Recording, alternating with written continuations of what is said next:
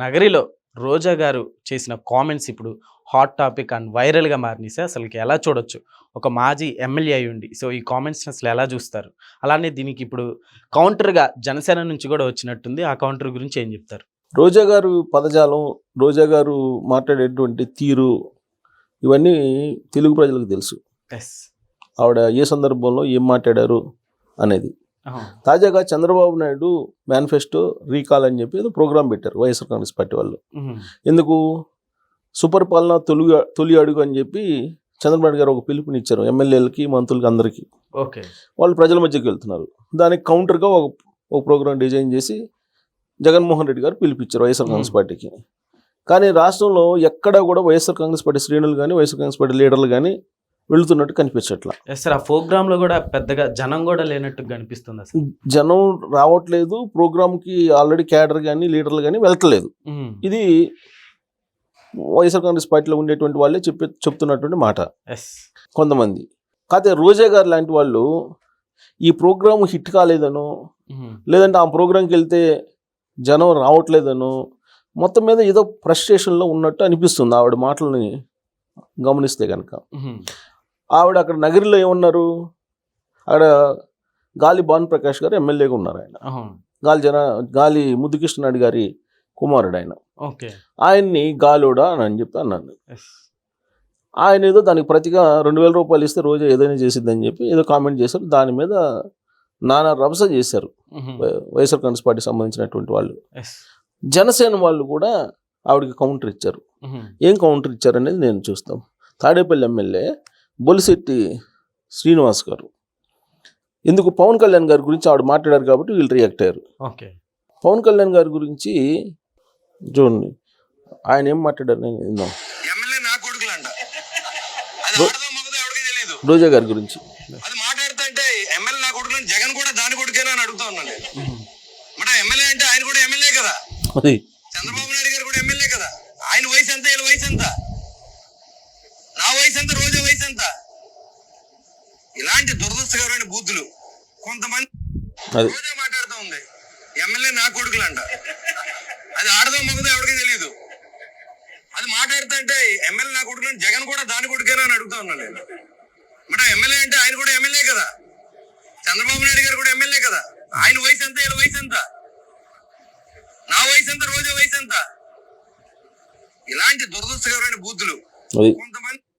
అది అంటే ఇంకా చాలా మాట్లాడారు ఆయన. సరే, ఇప్పుడు ఆవిడకి కౌంటర్ ఇస్తున్నారు. యాక్చువల్గా ఈ రాజకీయపరమైనటువంటి పొల్యూషన్ 2019 నుంచి 2024 మధ్యలో బాగా జరిగింది. అవును, మళ్ళీ స్టార్ట్ చేశారు అనుకోవచ్చు సార్. మళ్ళీ స్టార్ట్ చేయాలని స్టార్ట్ చేసి ఇప్పుడున్నటువంటి కూటమి ప్రభుత్వం కూడా మాకేమి తక్కువ కాదు అనే అభిప్రాయాన్ని ప్రజల మధ్యకి తీసుకెళ్లేటువంటి ప్రయత్నం వ్యూహాత్మకంగా వైఎస్ఆర్ కాంగ్రెస్ పార్టీ చేస్తున్నట్టు కనిపిస్తోంది. యాక్చువల్గా అధికారంలోకి వచ్చిన తర్వాత కూటమికి సంబంధించినటువంటి వాళ్ళు ఎవరు ఏమీ ప్రస్తావించలేదు. ఓకే, ఈవిడే కదిలిచ్చారు. ఈవిడ కదిలిస్తేనే వాళ్ళు ప్రతిగా ఈ విధంగా స్పందిస్తున్నారు. కానీ వైఎస్ఆర్ కాంగ్రెస్ పార్టీ వాళ్ళకి కావాల్సింది కూడా అదే.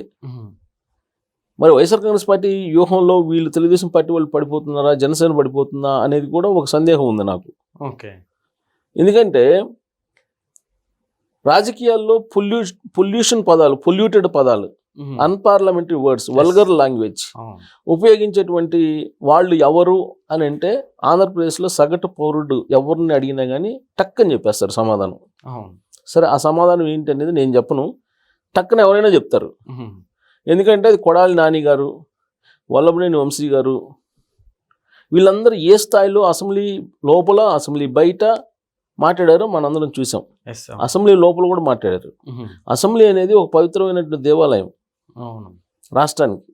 అలాంటి దేవాలయంలో వల్గర్ లాంగ్వేజ్ మాట్లాడినటువంటి వాళ్ళు ఎవరు అనేది ఆంధ్రప్రదేశ్ ప్రజలు చూశారు. చూసి 2024లో సరైనటువంటి విధంగా స్పందించారు. 11 మంది ఎమ్మెల్యేలు ఇచ్చినప్పటికీ కూడా ఇంకా వాళ్ళ తీరులో మార్పు రాలా. వాళ్ళ తీరులో మార్పు రాకపోగా ఎమ్మెల్యే నా కొడుకులు అని అంటున్నారని అంటే మరి మార్పు వచ్చినట్టు అనుకోవాలా, మార్పు రాలేదనుకోవాలా? అదే బొలిశెట్టి శ్రీనివాస్ గారు చెప్తున్నారు. ఆయన కూడా క్వశ్చన్ చేస్తుంది అదే కదా. ఎవరు కొడుకులు మీకు? ఎమ్మెల్యేలు అన్నారు. ఆ ఎమ్మెల్యేల్లో జగన్మోహన్ రెడ్డి గారు కూడా ఉన్నారు కదా. జగన్మోహన్ రెడ్డి గారు మీ కొడుక, ఆయన ప్రశ్న చేస్తుంది అదే. చంద్రబాబు నాయుడు గారు 74 సంవత్సరాలు, ఆయన మీ కొడుక అని చెప్పి ఆయన ప్రశ్న చేస్తున్నారు. ఎందుకు అంటే పవన్ కళ్యాణ్ గారిని టార్గెట్ చేసి మాట్లాడారు ఆవిడ. ఓకే. అసలు పవన్ కళ్యాణ్ గారి గురించి వ్యక్తిగతంగా మాట్లాడాల్సిన అవసరం ఏంది? విధానపరమైన అంశాల్లో వాళ్ళు పిలిపించింది ఏంటి అసలు? చంద్రబాబు నాయుడు గారు మేనిఫెస్టో, రీకాల్ మేనిఫెస్టో అదే కదా. ఆ మేనిఫెస్టోలో ఏమున్నాయి, ఏమి ఇవ్వలేదని చెప్పి మీరు ప్రజల్లో తీసుకెళ్ళాలి. ఓకే. అది సబబు, ప్రజలు కూడా హర్షిస్తారు. ప్రతిపక్షం యాక్టివ్గా ఉంటే కనుక ఎంతో కొంత న్యాయం జరుగుతుంది అన్యాయం జరిగినటువంటి వాళ్ళకి. ఇప్పుడు మ్యాసివ్ ప్రోగ్రామ్స్ కొన్ని కండక్ట్ చేసేటప్పుడు కొంతమందికి అన్యాయం జరుగుతుంది. అప్పుడు ప్రతిపక్షం కనుక యాక్టివ్గా ఉంటే అన్యాయం జరిగినటువంటి వాళ్ళకు కూడా న్యాయం జరిగే అవకాశం ఉంది. కానీ వీళ్ళు ఏం చేస్తున్నారు, నేల విడిచి సాము చేస్తున్నట్టు అసలు విధానపరమైన అంశాలను వదిలిపెట్టి ఇలాంటి వాటిని ఫ్లేవర్ చేస్తున్నారు. దాంతో అసలు వాళ్ళు ఎందుకు ఆ ప్రోగ్రామ్ చేస్తున్నారో కూడా అర్థం కానటువంటి సిచ్యువేషన్లోకి వెళ్ళిపోతుంది. సరే, వాళ్ళు వెళ్ళిపోతున్నారు, వాళ్ళతో పాటు వీళ్ళు కూడా అధికార పక్షంలో ఉండేటువంటి వాళ్ళు కూడా దానికి ధీటుగా ఇలా ఈ పందాలోనే వెళ్తున్నారు. దాంతో అసలు విషయం పక్కకు పోతుంది. ప్రతిపక్షానికి కావాల్సింది, వైఎస్ఆర్ కాంగ్రెస్ పార్టీకి కావాల్సింది కూడా అదే. తల్లికి వందనం ఇచ్చారు, తల్లికి వందనం ఇచ్చారనేది ప్రజల్లోకి బలంగా వెళ్ళకూడదు. వాళ్ళకి కావాల్సింది అదే కదా. అలాగే 3 సిలిండర్లు ఇచ్చారు, దాని గురించి చర్చ జరగకూడదు. పెన్షన్లు 4,000 రూపాయలు ప్రతి నెల ఇస్తున్నారు, దాని గురించి చర్చ జరగకూడదు. అన్నదాత సుఖీభవ ఇవ్వడానికి నిధులు సమీకరించారు, నిధులు ఉన్నాయి, దాని గురించి చర్చించకూడదు. ఆగస్టు 15వ తారీఖు నుంచి ఉచిత బస్సు ఇస్తున్నారు, దాని గురించి చర్చ జరగకూడదు. ఏవైతే అమలు చేయలేదో 1,500 రూపాయలు, దాని గురించి చర్చ జరగాలి. అంటే సూపర్ 6లు అమలు చేయట్లేదు ఈ ప్రభుత్వం అనేది వాళ్ళు చెబుతున్నారు. సూపర్ 6లు అమలు చేయలేదంటే ఇప్పుడు నేను చెప్పిన 4 పథకాలు అమలు అవుతున్నాయి కదా, ఇంకా మిగతా 2 కూడా అమలు చేయడానికి సిద్ధమవుతుంది కదా.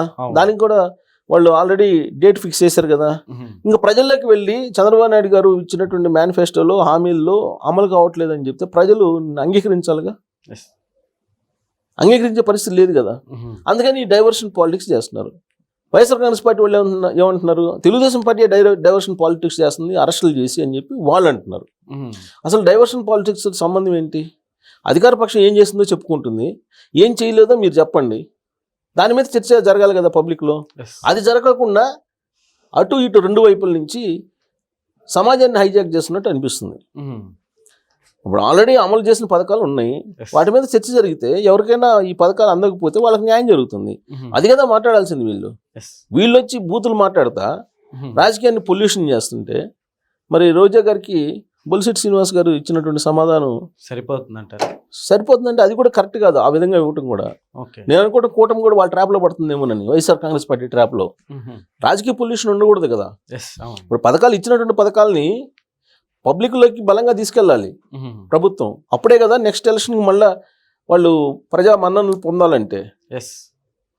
కానీ ప్రతిపక్షం ఎప్పుడు కూడా ప్రొవోక్ చేస్తుంది. ఆ ప్రొవోక్ చేయడం కూడా మంచిది కదా ప్రతిపక్షం. అసలు చంద్రబాబు గారు ప్రమాణ స్వీకారం చేసిన మరుసటి రోజే రాష్ట్రపతి పాలన పెట్టాలని చెప్పి జగన్మోహన్ రెడ్డి గారు ఢిల్లీ వెళ్ళి ధర్నా చేశారు. అంటే వాళ్ళ ఉద్దేశం ఏంటనేది అర్థమైపోతుంది ప్రభుత్వానికి. మరి అలాంటప్పుడు ప్రభుత్వమే సమయం పాటించి వాళ్ళ ట్రాప్లోకి వెళ్లకుండా వీళ్ళు జనం మధ్యలోకి వెళ్ళి చెప్పాల్సింది చెప్పాలి. సో రోజా గారిని ఆ విధంగా అనటం కూడా కరెక్ట్ కాదు ఆయన. Okay sir.